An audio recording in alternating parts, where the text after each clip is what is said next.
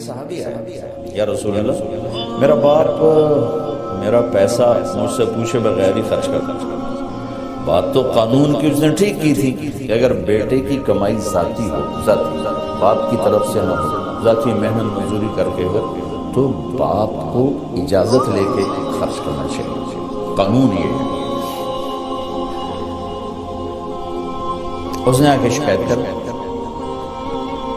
تو آپ نے اس کو بلوایا۔ جب اسے پتا چلا کہ میرے بیٹے نے میری شکایت تو ان کو بڑا غم ہوا۔ تو عرب تو پیدائشی شاعر ہوتے تھے، ماں کا دودھ چھوڑتے تھے اور شعر کہنا شروع کر دیتے تھے، عرب کا ماحول ایسا تھا۔ تو اس کو انہیں جب پتا چلا کہ میرے بیٹے نے میری شکایت کی تو ان کو رنج ہوا، تو انہیں کچھ شعر کہے، زبان سے نہیں دل میں، دکھ میں آ کر اشعار۔ جب یہ آئے نا مسجد تو جبریل پہلے آ چکے، یا رسول اللہ اللہ تعالیٰ فرما رہے ہیں کہ آپ ان کا کیس بعد میں سنیں، اس سے کہیں وہ شعر سنا جو تیری زبان پہ تو نہیں آئے پر اللہ نے سنا۔ میرے اللہ کی نظر کیسی ہے بتایا ہے، میرے اللہ کا سننا کیسا ہے بتا رہا۔ آئے ہائے، تو آپ نے کہا اچھا بھائی تیرا معاملہ تو ہم سنتے ہیں، لیکن پر تو بتا کہ وہ کون سے اشعار ہیں جو تو نے دل ہی دل میں کہے، زبان پر نہیں ہے اور اللہ نے اسے عرشوں پر سنا ہے۔ وہ کہنے لگا یا رسول اللہ ہم تو پہلے ہی آپ پہ ایمان لائے ہیں، پر روز ہی ہمارا ایمان بڑھ جاتا ہے اس قسم کی چیزوں سے کہ آپ کا رب کیا طاقتور رب ہے، جس نے میرے دل کی دھڑکنوں میں اٹھنے والی آواز کو بھی سن لیا۔ میں نے تو زبان سے ایک لفظ نہیں کہا تھا، آپ نے کہا تو سنا کیا کہا تھا؟ اور یہ ایک آدمی سوچ رہا ہے، آپ جتنے بیٹھے ہو سب اپنے دلوں میں پتہ نہیں کیا کیا سوچے جا رہے، وہ سب پر نظر کیے ہوئے، سب کو دیکھ رہا، سب کو سن رہا ہے۔ کیا کہا تھا؟ کہا جی میں نے کہا تھا غزوتکم مولودا ومنتک یافع تعل بما اجنی علیک وتنہل فاذا ذاقتک بالسقم لیلة لم ابت لسقمک الا ساہرا اتململ کأنی انا المطروق دونک بالذی طرقت به دونی فعینی تہمل تخاف الردى نفسي عليك وإنها لتعلم أن الموت وقت مؤجل فلما بلغت السن والغاية التي إليها ماذا ما فيك كنت أؤمل جعلت جزائي غلظة وفظاظة كأنك أنت المنعم المتفضل فليتك إن لم تروا حق أبوتي فعلت كما الجابر يفعل فأوليتني حق الجوار ولم تكن علي بمال دون مالك تبخل۔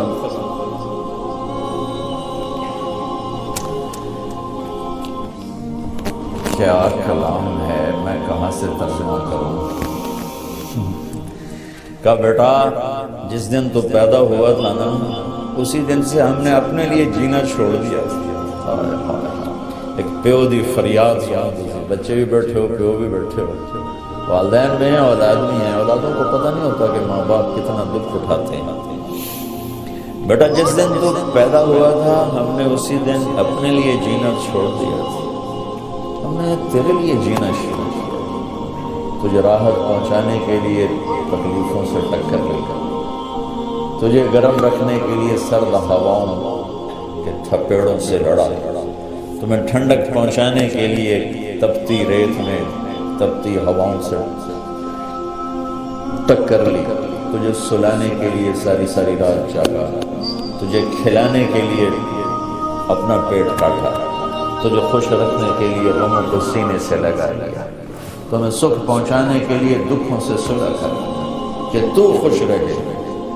تو خوش رہے، تیری خوشی دیکھنے کے لیے اپنے آپ کو مشقت کی چکی میں پیس کے رکھ۔ اور جب کبھی تو بیمار ہوتا تھا تو ساری رات تیرے سرانے گزر جاتی تھی، کبھی تیری ماں بیٹھی، کبھی تیرا باپ بیٹھا ہے کہ کہیں مر نہ جائے، کہیں مر نہ جائے۔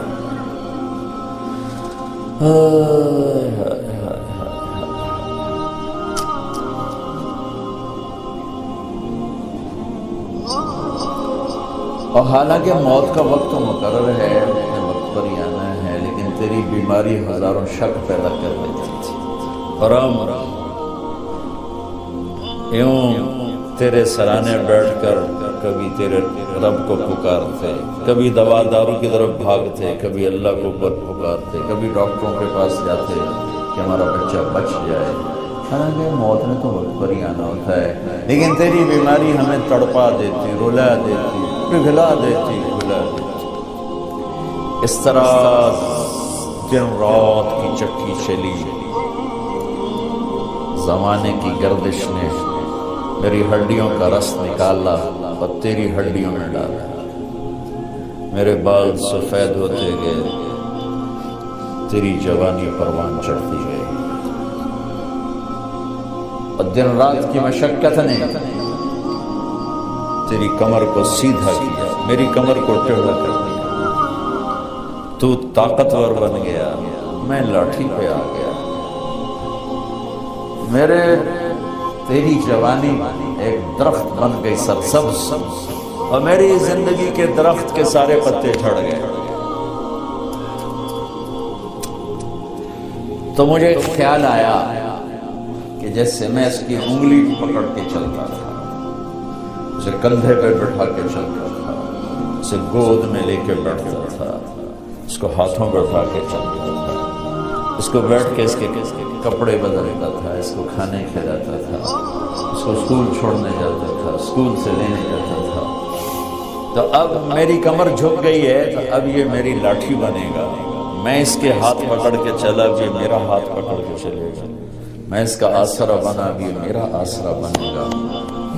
میرا بیٹا تیری تو آنکھیں سر پر چلی گئی، ماتھے پہ چلی گئی، اور تو مجھے ایسے دیکھنے لگا جیسے میں تیرا باپ نہیں، تیرا نوکر ہوں۔ تیری آنکھوں کے تیور بتانے لگے کہ شاید میں تیرا باپ نہیں، تو میں تنہائی میں بیٹھ کے سوچنے لگا کہ میں نے خواب تو نہیں دیکھا تھا کہ میں اس کا باپ ہوں، کیونکہ اس کا رویہ تو یہ بتا رہا ہے کہ میں نوکر ہوں، یہ مالک ہے، اور میں اپنے 30 سالہ خواب کو جھٹلاؤں یا اس کو دیکھوں؟ تو پھر مجھے خیال آیا کہ ہاں واقعی یہ مالک ہے، میں نوکر ہوں، لیکن نوکروں کو بھی تو کوئی نہ کوئی پوچھ ہی لیتا ہے بیٹا، ارے مجھے نوکر سمجھ کے ہی پوچھ لیتی، مجھے پڑوسی سمجھ کے پوچھ لیتی، ایک پڑوسی سمجھ کر ہی میرا حال پوچھ لیتی، اور یوں اپنے پیسے کے بارے میں حساب کتاب نہ کرتے جیسے تو نے اللہ کے نبی کو حساب کتاب سنایا۔ میں ان اشعار میں اتنا درد ہے کہ میں جتنا بھی تعبیر لاؤں نا، میں اس کو شفٹ نہیں کر سکتا۔ آپ اس سے اندازہ لگاؤ جب بتانے لگا کہ اللہ کے نبی کا روتے روتے برا حال ہو، اور داڑھی آنسو سے سر اتنا روئے کہ داڑھی آنسو سے،